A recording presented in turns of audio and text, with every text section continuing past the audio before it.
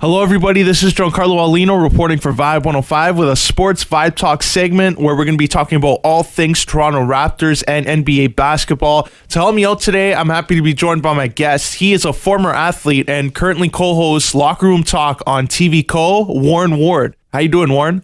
I'm good. How are you? Doing great. Looking forward to this discussion because we're gearing up for the holiday season and the Toronto Raptors are finally getting that gift that they've always wanted. They're getting that Christmas Day game. Just how important is it hosting a Christmas Day game for the franchise? Oh, I think it's massive. I mean, finally Toronto is, starting to get, I'd say the respect that, they deserve right now. I mean, they are champs right now. They're playing a great brand of basketball. As a fan, I think, as it being the first one, this is the one, everyone in the world, is going to try and be at. So I think overall, I mean, you see all the other, major cities, the Knicks, Lakers, they're all used to playing on Christmas Day. And unfortunately, no matter what their record was, and I think Toronto has finally just earned the right. We cannot be denied anymore. So it's this one is special. It's a lot bigger than basketball. Yeah, and depending on the success of the game, do you think it'll be a trend each year, the NBA holding a Christmas Day game in Toronto, or do you think it's just a one-time thing because they won a championship?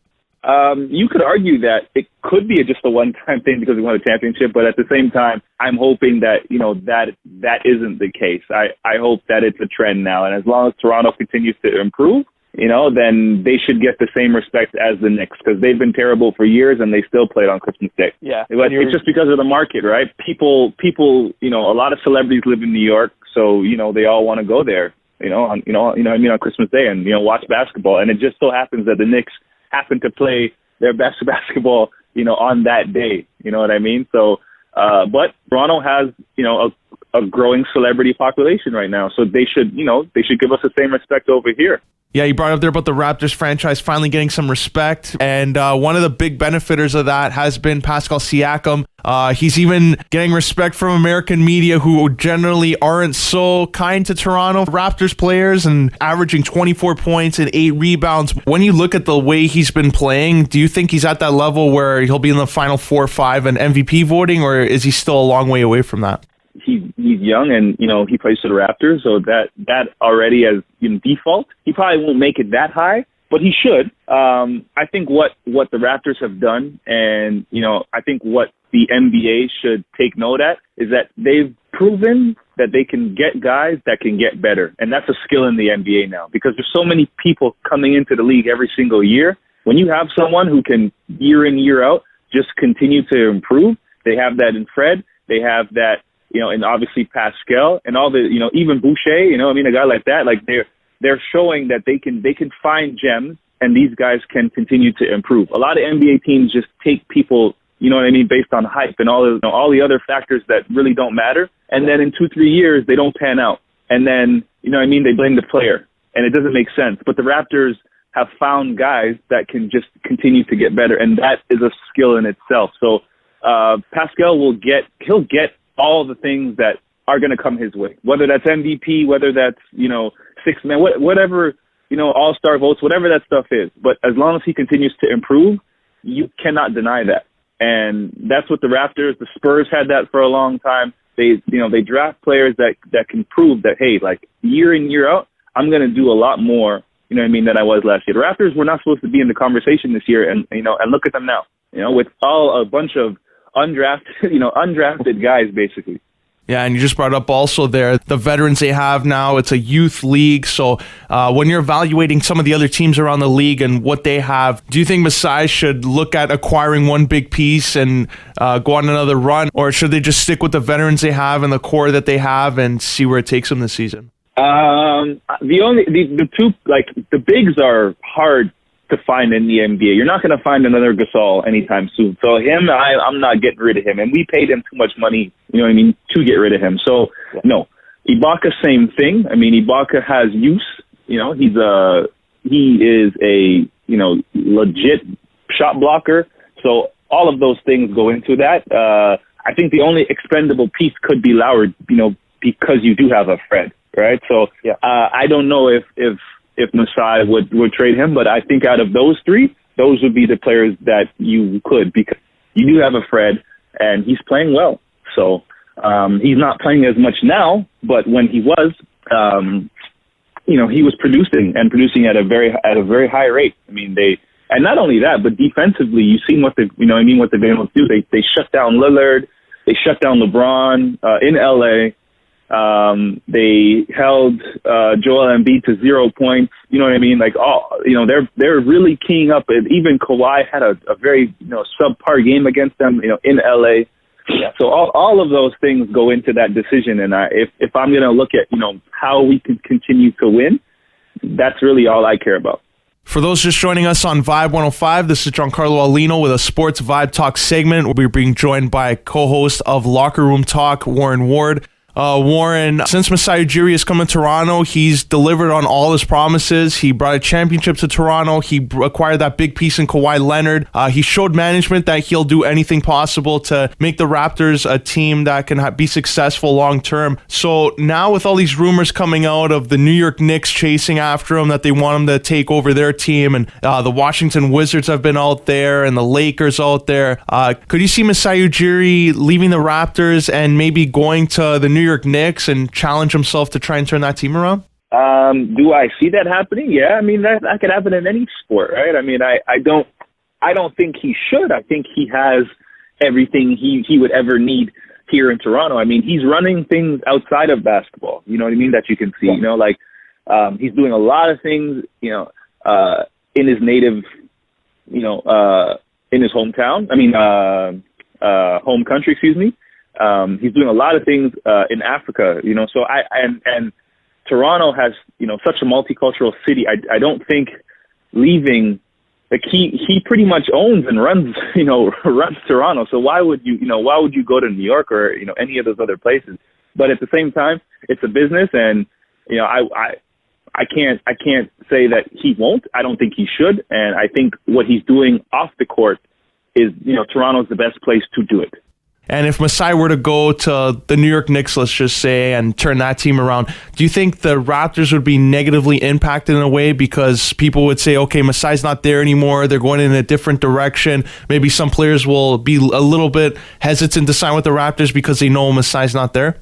The product is still the product, but at the same time, decision makers are, vital in any organization. I mean, and you can see that from any mile away. People get handed, he has actually earned. So he's earned his right, and he's earned, I'd say, the responsibility of making tough decisions. For example, the DeMar DeRozan trade, tough decision to make, but it paid off. So I'd be wrong in saying that if Masai left, that things wouldn't be affected, because he's such a vital an important decision maker. And again, that's also a skill, man, making decisions. And he's proven that he can do that over a long period of time. The Raptors were knocking on the door for like 4 years. They won the Atlantic Division, but, they couldn't get over the hump. He said, okay, how do we do that? Well, I got to make a tough decision. People won't like it. And look what happened. So, it all paid off. So I think losing somebody like that, who's able to look at a problem and just fix it in one go. He traded someone's best friend, and it all paid off. So decision makers is tough, and you're probably not going to be liked. And as you can see, he doesn't care about that. He got the job done. And I personally, I wouldn't want to lose someone like that. Yeah, with you on that. Just to shift gears a little bit, a lot of things being discussed with the league, and one of them is a proposed mid-season tournament where every team will be in the mix, and kind of like a consolation type of thing. Some people are saying a draft pick will be up for grabs. Some fans like it, some don't. So what do you think a potential mid-season tournament would do for the NBA's product? I don't think it's going to do anything. I read about there's like cash incentives for players if they play in it, but the NBA is just trying to, improve its product. But if you notice over the last 10 years, the NBA is the only league in the world that's a 12-month business. So they've turned this around into off season, and they make money off of Twitter and all these other things. So I I don't think that they need to do anything else. I think the product of basketball is just getting better because of the athletes and the caliber of people that we have. So I wouldn't worry too much about that per se. I don't think a tournament is going to do anything other than get people to say, okay, what is this? Tournaments are for like high school and college. Yeah. If you add that into the NBA, then it will take away from the finals and, like all-star game and stuff like that. Like that's where the NBA is at its best. I don't really think a tournament's going to do much, for the product. I think they should focus on the finals, the all-star game, and making those things as good as they can. Putting a better product on all-star weekend would be a start. I wouldn't worry about a tournament. Just speaking of tournaments around the world, especially in soccer, the UEFA Champions League in soccer is a massive tournament with like all the champions of each country in Europe going at it. And it's proven to be a big business deal for all the teams involved. So even looking at the NBA, do you think that this is something where maybe a Champions League in basketball, where the Final Four in the NBA take on, let's say, the Final Four in Spain, the Final Four in Italy, Turkey, and so on? Or is it something that you don't think might work in a North American market? I think the soccer aspect, especially with the Champions League, I'm a huge soccer fan, so I think the Champions League would be a beautiful thing. I think they should take all the winners from all different countries. So, the winner of Europe, the winner of Africa, and any other league around the world, I think they should have a world championship with all the continents. So the best team, the best team in South America will play the best team in Africa, the best team in China, the best team in Russia, or whatever else you want to go with it, right? Yeah. And they should play, and that be a Champions League tournament, and that would be beautiful. The only thing is that it's easier to do that in Europe because everything's so close, right? Yeah. So that's why the Champions League in Europe works, and it doesn't work so well with basketball because of all the different time zones. But it's still, I think that would be a much more fun to watch than it would be seeing a in-house tournament, because NBA players are already complaining about the games. These guys are playing 111 games, per season if you make the playoffs, right? Yeah. So a whole lot of load management talk right now. So how can you add in a tournament and add, more games into that? I bet you Kawhi wouldn't even play, so I don't know if that's the smartest thing in the world to do, but I would, if it was possible to adapt that Champions League. I don't miss Champions League. I watch that every Tuesday and Wednesday. So I think it'd be great if they were to add that in. Once again, for those just joining us on Vibe 105, this is Giancarlo Aulino with a Sports Vibe Talk segment, being joined by co-host of Locker Room Talk, Warren Ward. Before we wrap up here, LeBron James has been getting a lot of attention this season. A lot of people have been saying, okay, he's back into the MVP race. When you look at the Western Conference with LeBron and Anthony Davis playing so well on the Lakers, and then you see Houston and the Clippers and what they've been able to do, as the season goes on into the playoffs, do you see the Western Conference being a race between those 2-3 teams, or can you see a team just come up and challenge for that spot? Anything is possible. We'll go ahead and see right now, but there are a lot of teams playing okay basketball at the moment. In terms of who's going to be at the top, I think the Lakers right now are the clear-cut favorite for best record in the Western Conference. But you can't. Utah's not playing its best right now, but I don't see Sacramento or Minnesota making a significant run. Maybe the Spurs can turn things around. That's a team I'll always put my hat on. Houston is in 5th right now, so they too could move up. The team that's impressive is Dallas. And I did hear some rumblings about them possibly trading for Blake Griffin. If they can get him with Kristaps and Doncic, who's incredible right now, I think that'd be something dangerous to look at. But I don't see anybody catching up to the Lakers, and I wouldn't even say that LeBron is back. I think that LeBron, just like Pascal, has shown different level of greatness because he's been able to do this for so long, and that's the only aspect I really think people need to tip their hat to LeBron for, is that 17 years in the league, and if you watch 2 years ago, he's still just as quick as he was. He's still just as athletic, and maybe even if he's a little bit less, he's still dominant, and you can't really stop him. So he's not showing any ages of athletic fatigue, and that's amazing. That is showing longevity and greatness, and just showing that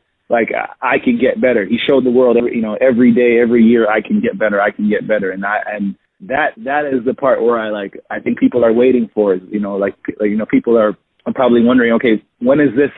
When's the decline going to happen? You know what I mean? Yeah. So it's happened to every other player, but not to LeBron. So the Lakers they were subpar last year, and they're 21-3. But you also got to give credit to LeBron's supporting cast. They got a great pickup, in Danny Green. Obviously AD's there, but Avery Brown, JaVale McGee, Dwight Howard is back. I think Dwight Howard's probably playing the best I've seen him play in 9 years. Yeah, so I agree. LeBron has been able to lead a bunch of and don't forget, JaVale McGee, he got 2 rings. So he's not, he knows how to win. So, they got good players on that team, and I think they're going to continue to impress it, the same way that the Bucks are. Yeah, I agree there. Should be interesting to find out. Well, Warren, before we let you go here, how can our listeners follow you on social media and stay up to date with everything you're doing in basketball? My Twitter, I have Twitter that my name there on Twitter is Warrens_World10, and my Instagram is Warren Ward 10. You guys can follow me there. Watch our show, TVCO, Tuesdays at 10:30. So today we're on there live. We have a special guest on there also. So it's going to be good. Well, Warren, I'd like to thank you for sharing your time and coming on Vibe 105 to talk NBA with me, and I wish you all the best. All right. Thank you so much. I appreciate it. Thanks for having me. That was a co-host of Locker Room Talk on TVCO, Warren Ward. Now, we're going to send it back to the studio for more programming right here on Vibe 105. This is Warren Ward, and you're listening to Vibe 105. The focus always on our team is always going to be winning, and we believe in that. Gasol to Siakam. Two-handed slam. Pascal at the buzzer. As we start to look at ways to reformat the season, it may not just go to length. Maybe there's a preseason tournament, a midseason tournament, a play-in tournament, other things that create incentives for players to compete throughout the year. And now back to your Vibe 105.